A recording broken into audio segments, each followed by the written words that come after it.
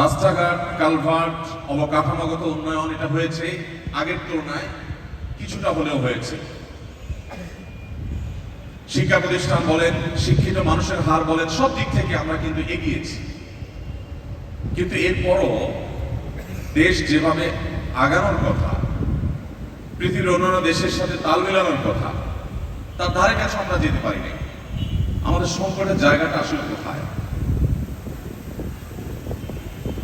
আমাদের শিক্ষিতের হার আরো বাড়া দরকার, সন্দেহ নেই। আমাদের শিক্ষা প্রতিষ্ঠানগুলোর সংখ্যা, মান আরো বাড়া দরকার।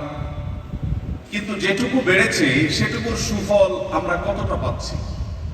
যদি না পেয়ে থাকি, তার কারণটা কি? আমার মনে হয় এই প্রশ্নের উত্তরে আমরা বেশিরভাগ মানুষই বলবো যে আমরা শিক্ষিত হয়েছি অনেকেই, কিন্তু আমরা মানুষ হতে পারিনি। যেটি আমার পূর্বের সময়ত অতিথি, সময়ত আলোচক তিনি বলেছেন, আমরা অনেকেই কিন্তু মানুষ হিসাবে জন্মগ্রহণ করেছি, কিন্তু মনুষ্যত্ব অর্জন করতে পারিনি। মনুষ্যত্বটা অর্জন করবার মতো বিষয়। তিনি গরু বা অন্যান্য পশু পাখি এবং মানুষকে পৃথক করেছেন। চমৎকার।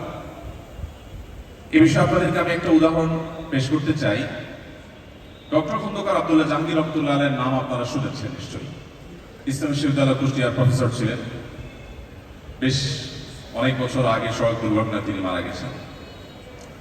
ডক্টর আব্দুল্লাহ জাহাঙ্গীর রহমতুল্লাহ একটি উদাহরণ দিতেন। তিনি বলতেন, আল্লাহ রাব্বুল আলামিন মানুষ এবং অন্য সব পশু পাখিকে, অন্য সব প্রাণীকুলকে যে সৃষ্টি করেছেন, এই দুইয়ের মধ্যে পার্থক্যটা হলো আমাদের স্মার্টফোন এবং বাটন ফোনের মতো।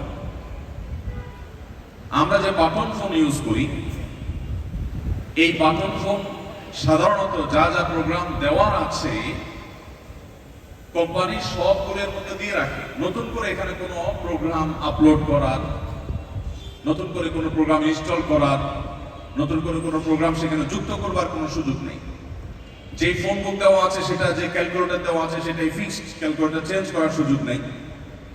গেমস যদি কয়েকটা দেওয়া থাকে সেগুলোই ফিক্সড, নতুন কোনো গেম সেখানে ডাউনলোড করবার কোনো সুযোগ নেই।